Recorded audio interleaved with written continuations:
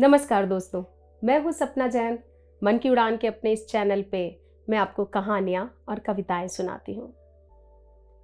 Doctor Madhukar Gangadhar की कहानियों की श्रृंखला में आज मैं आपके सामने लेकर आई हूँ जिस कहानी का शीर्षक है हाथ की सफाई। उस सीलन भरे कमरे में रोटी की गंध फैली हुई थी। हेमना के लिए ये गंध जानलेवा थी, क्योंकि कमरे में केवल गंध थी, उस्ताद नहीं थे।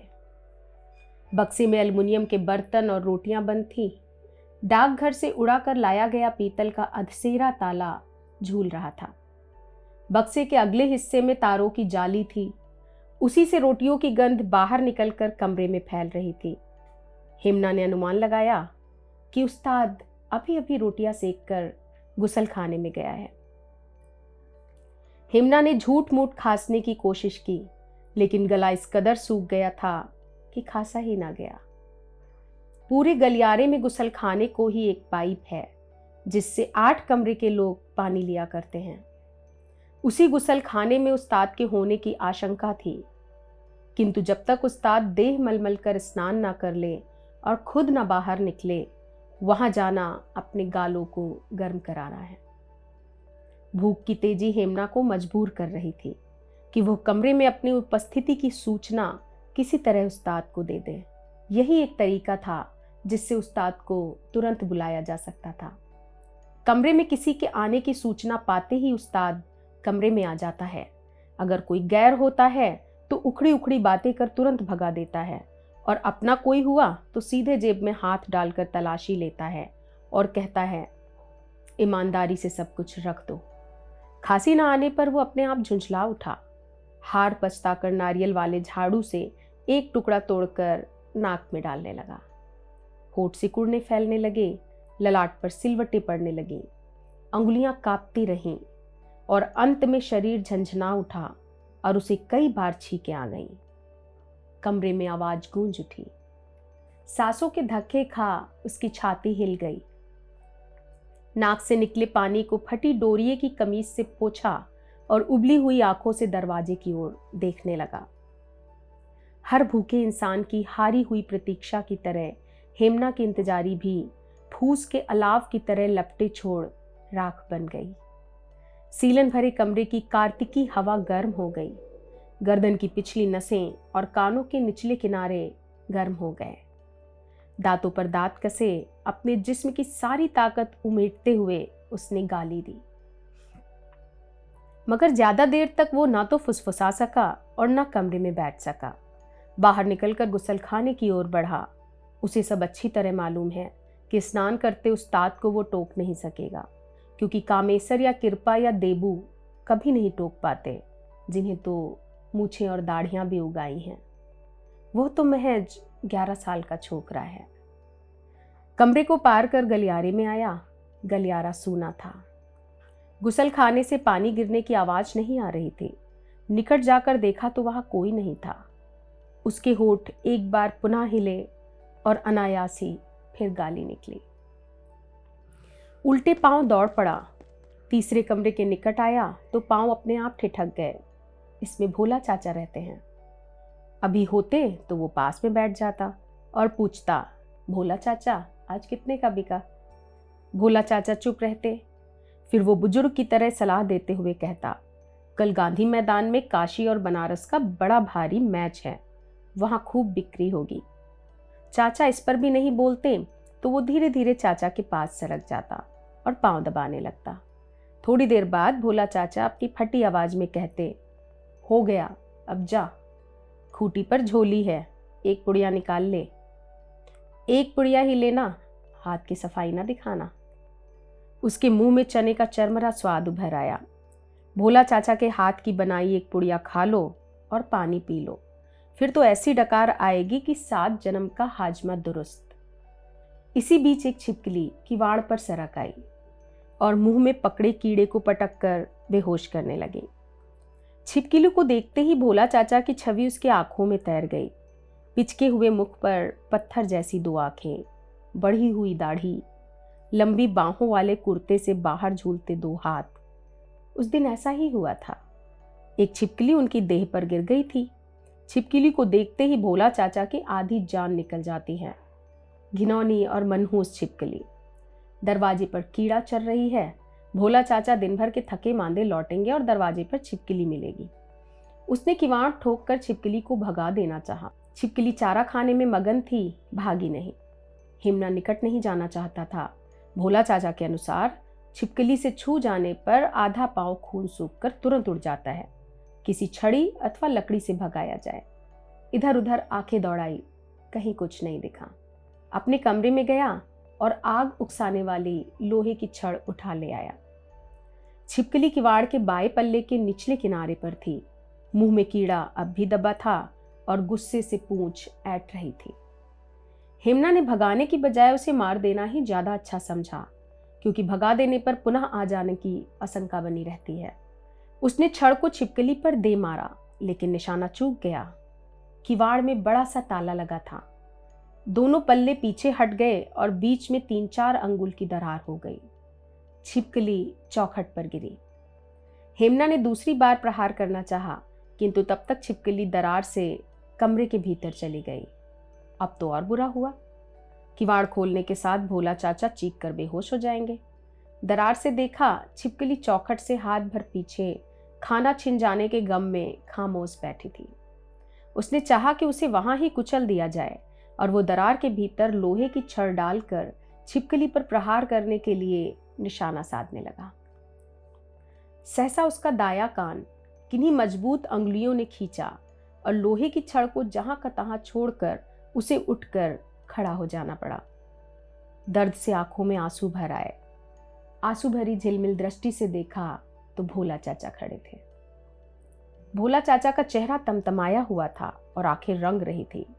कड़ी आवाज में डांटते हुए पूछा, क्या हो रहा है? हेमना से कुछ नहीं बोला गया। पल भर टकटकी लगाकर देखने के बाद बोला, छिपकली। छिपकली का नाम सुनकर भोला चाचा चौंक उठे, किंतु उन्होंने अपने को संयत रखा। पूछा, कहाँ है?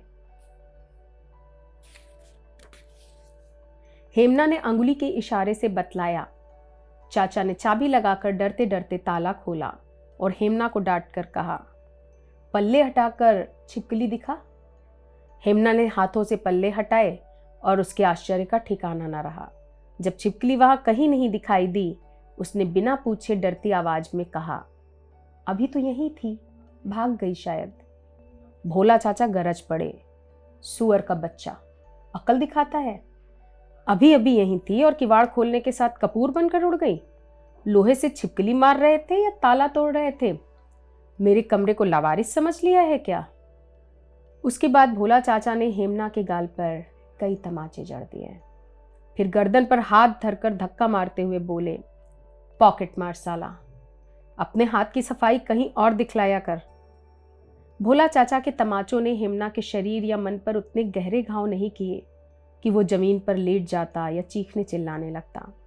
उस्ताद के हाथ भोला चाचा के हाथ से ज्यादा मजबूत हैं और एक बार उठ जाने पर 8-10 तमाचों से कम नहीं रुकते। और कोई ऐसा दिन नहीं होता कि वे हाथ हेमना पर ना उठते हों। लेकिन थोड़ी दूर जाने के बाद हेमना फफक कर रोने लगा। उसके कानों में लावारिस शब्द बार बार गूंज रहा था। पहले वो लावारिस शब्द को नहीं जानता था। जब उसे होश हुआ, उसने अपनी गोरी चिट्ठी फुआ जी को जाना। बाद में ये जाना कि फुआ जी विधवा हैं। अपने विषय में उसने इतना ही जाना कि उसका नाम हेमनाथ श्रीवास्तव है और वो टूअर है। फिर धीरे धीरे उसने उस्ताद को जाना, जिसकी आंखें हमेशा लाल रहती हैं और मूछें ऐठी रहती हैं और फुआ जी के सामने बैठकर बीड़ी पीते हुए घंटों बातें करता है। एक दिन उस्ताद नित्य की तरह फुआ जी के सामने बैठकर बातें कर रहा था कि वो खेलते हुए आया और फुआ जी उसकी धूल झाड़ने लगी। इस पर उस्ताद ने कहा, इस लावारिस के पीछे क्यों परेशान होती हो? मेरे हवाले कर दो, मैं चौसठों विद्या सिखला दूंगा। और काले काले मसूड़े निकालकर उस्ताद हंसने लगा।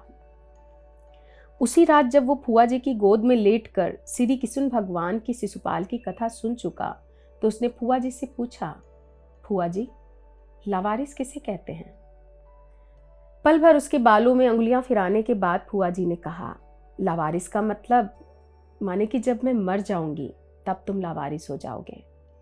और फुआ जी ने उसे खींचकर बाहों में उठा लिया और कई बार चूमा। फिर एक दिन फुआ जी कुएं में डूबकर मर गईं और लोगों ने कहा कि उसके पेट में बच्चा था, और उसने जाना कि विधवा के पेट में बच्चा हो जाने से वो डूबकर मर जाती है। लेकिन लावारिस का असली अर्थ कुछ कुछ अब उसकी समझ में आने लगा है। अपनी फुआ के मर जाने के 3-4 दिन बाद वो उस्ताद के साथ रहने लगा। उस्ताद की चौसठों विद्याएं सीख कर वो स्टेशन और भीड़ भड़क्के में लोगों की जेबों पर हाथ की सफाई दिखलाने लगा। उस्ताद के ताला खोलने पर रोटी का टुकड़ा पाता है, छिपकली भगाते हुए तमाचे खाता है। अब वो समझ गया कि वही लावारिस है, वही सच्चा लावारिस है। वो भोला चाचा की कोठरी नहीं है, क्योंकि उसकी छिपकली को कोई दूसरा आदमी नहीं भगा सकता। आंखों से आंसू बहकर मुंह में आ गया। नमकीन स्वाद के कारण उसने थूका। आंखें पोंछते हुए उस्ताद के कमरे में आ गया। कमरा उसी प्रकार सूना था। घुटने में सर रखकर वो बैठ गया। धीरे धीरे फुआ जी, भोला चाचा, तमाचे और आंसू गडमड होते गए और उसके पैर फैलने लगे, सर झूमने लगा। एक बार आंखें आधी उधार कर दरवाजे की ओर देखा और धीरे धीरे लेट गया। पता नहीं कितनी देर वो सोता रहा। आखिर पैरों की ठोकर खाकर उसकी नींद टूटी। अंधकार भरे कमरे में उसके निकट एक आदमी खड़ा था। अनदेखी ही उसने जान लिया कि वह उस्ताद है, और तब जैसे उस अंधकार में ही उसे सब कुछ दिखलाई पड़ने लगा। खुरदुरे काले चेहरे पर 2 लाल आंखें, घाव के दाग वाली चिपटी नाक, पुआल बांधे जाने वाले जूने जैसी उमेठी मूछें, धारीदार अमेरिकन कमीज, दुकछिया धोती और काले रंग का बूट। बिना कुछ बोले हेमना उठकर खड़ा हो गया। उस्ताद के हाथ उसकी जेबों में गए और वापस आ गए। उस्ताद ने वजनी आवाज में पूछा, खाली है? सोया था कहीं? फिर क्या करता था? सो तो समझा, मगर खाली हाथ आ रहे हो? कहीं पटरी नहीं बैठी? उस्ताद ने हेमना के गाल पर तमाचा जड़ दिया। सुअर का जना, पटरी नहीं बैठी। पटरी नहीं बैठी तो खाएगा क्या? बाप का बैंक है कि रोटियां पका कर रखेगा? उस्ताद दांत पीस रहा था और वह चुप था। पल भर बाद उस्ताद का गुस्सा कुछ ढीला पड़ा। सलाह देते हुए कहा, साहित्य सम्मेलन वाले मोड़ पर भीड़ है, जा देख, शायद कुछ लह जाए। और हेमना बिना एक शब्द बोले सिसकियां भरे कमरे से बाहर निकल गया। अहाते से बाहर निकलने पर उसका मन कुछ हल्का हुआ और उसने जोर जोर से कई सांसें खींची। फिर फटे पैंट की जेब में हाथ डालकर लाइट पोल के सहारे खड़ा हो गया। लोहे का स्पर्श उसे बहुत अच्छा लगा। भोला चाचा और उस्ताद की हथेलियों के स्पर्श से बहुत ज्यादा अच्छा। लेकिन वो ज्यादा देर तक वहां खड़ा नहीं रह सका, क्योंकि पास के होटल से मसाले की गंध आ रही थी और उसके दिमाग में रोटियों का नक्शा फिर से उभरने लगा था। आगे बढ़ा। साहित्य सम्मेलन वाले मोड़ पर फुटपाथ के किनारे 100-150 आदमियों की भीड़ थी। सम्मेलन भवन के अहाते की दीवार पर 2-3 बड़ी बड़ी तस्वीरें लटक रही थी और गैस की तेज रोशनी हो रही थी। तस्वीरों में मनुष्य के जबड़े व आंखें दिखलाई गई थी। काले रंग के कपड़े पर सफेद रंगों की बनाई तस्वीरें बड़ी भयावनी लग रही थी। तस्वीरों से आगे एक छोटी सी टेबल पर हारमोनियम रखा था और एक नौजवान जल्दी जल्दी भाती चला रहा था। हारमोनियम से पेपे का स्वर अविराम गति से निकल रहा था। जिस समय हेमना वहां पहुंचा, दांतों में शेर की ताकत भरने वाला हैरत अंगेज टूथ पाउडर बिक चुका था और अधेड़ उम्र का दुबला पतला दवा फरोश लाल रंग की झोलियों से शीशियां निकाल रहा था। 5-7 पतली लंबी लेबल लगी शीशियों को बाएं हाथ में रख दाएं हाथ में एक पतली छड़ी लिए तस्वीरों तक आया। छड़ी से आंख वाली तस्वीर को छूते हुए वो गाने लगा, इन्हीं आंखों की ताकत से फतह पाते हो दुश्मन पे, इन्हीं आंखों की ताकत से लुभाते सुंदरी को तुम, अगर तुम चाहते रोशन बनाकर आंखों को रखना, ममीरे को मेरा सुरमा लगाओ आंखों में प्यारे। अधेड़ की आवाज फटी फटी थी, इसलिए गाना जम नहीं रहा था। फिर नौजवान ने जल्दी जल्दी हारमोनियम चलाकर गाना शुरू किया। आवाज तेज थी। लोग सिमटने लगे। अगर तुम चाहते रोशन बनाकर आंख को रखना। हेमना भीड़ से थोड़ी दूर हटकर पूरी भीड़ को देख रहा था। पीठ पीछे सड़क पड़ती थी जिस पर मोटरें, रिक्शे, साइकिलें दौड़ रही थी। रोशनी के नाचते वृत्तों और चिल्लपों के बीच खड़ा रहकर भी वो दार्शनिक की तरह मौन था और रेशमी कुर्ता वाले बाबू को एकटक निहार रहा था। कुर्ता वाले बाबू का स्थूल शरीर भीड़ में चट्टान की तरह अटल था। आंखें दवा फरोश की छड़ी के साथ तस्वीर पर उठ गिर रही थी।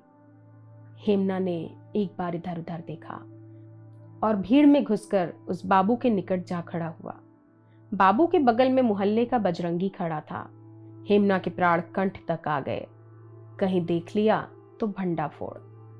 लेकिन ऐसा नहीं हुआ और हेमना ने धीरे धीरे अपनी पतली अंगुलियां रेशमी कुर्ते की निचली जेब में डाल दी। उस समय उसकी सतर्क आंखें सामने ताकते बाबू के चेहरे पर गड़ी थी। मानसिक तनाव की वजह से ललाट पर पसीना चुहचुहा आया था। तभी उसकी अंगुलियों से सिक्के का शीतल स्पर्श हुआ और उसे लगा कि तपते शरीर पर चंदन वन की हवा लौट गई। पलक गिरते सिक्का बाहर निकल आया और वो भीड़ से बाहर हो गया। सिक्का उसकी मुट्ठी में बंद था और मन में बार बार लहरें उठती थी। वो मुट्ठी खोले और सिक्के को देखे। भीड़ से कुछ दूर हटकर लाइट पोल था। वहां जाकर हथेलियों को फैलाकर देखा, जगमगाती अठन्नी। उस समय वो अठन्नी कुछ ऐसी मोहक लगी कि वो टकटकी लगाकर उसे देखने लगा। ये अठन्नी उस्ताद को भी दी जा सकती है और इससे अवंतिका होटल की सब्जी भी चखी जा सकती है। 2 आने की रोटियां खाई जाएं और उस्ताद को 6 आने ही दिए जाएं तो कैसा हो। लेकिन उस्ताद को किसी तरह मालूम हो जाए तो बार रे, मिर्ची का धुआं, टब में डुबोना, नाखूनों में सुइयां चुभोना, बाप रे। तभी पीछे से आकर किसी मजबूत हाथ ने उसकी फैली हथेली की कलाई थाम ली और दूसरे ही क्षण पकी राम तरोई जैसी अंगुलियां अठन्नी उठा ले गईं। पीछे से उसके सर के कुछ ऊपर से आवाज आई, पैदा होकर खड़ा हुआ है और हाथ की सफाई जान गया। हेमना तेजी से पीछे पलटा, लेकिन पीछे पलटने पर उसे काट मार गया। कलाई थामकर अठन्नी उड़ाने वाले व्यक्ति के शरीर पर पुलिस की सरकारी वर्दी थी और उसका चेहरा उस्ताद के चेहरे से ज्यादा खौफनाक था। वो ज्यादा नहीं देख सका और तेजी से भागा। उस सीलन भरे कमरे की ओर भागा जहां उस्ताद उसकी प्रतीक्षा कर रहा था। तो ये थी डॉक्टर मधुकर गंगाधर की कहानी हाथ की सफाई। नमस्कार।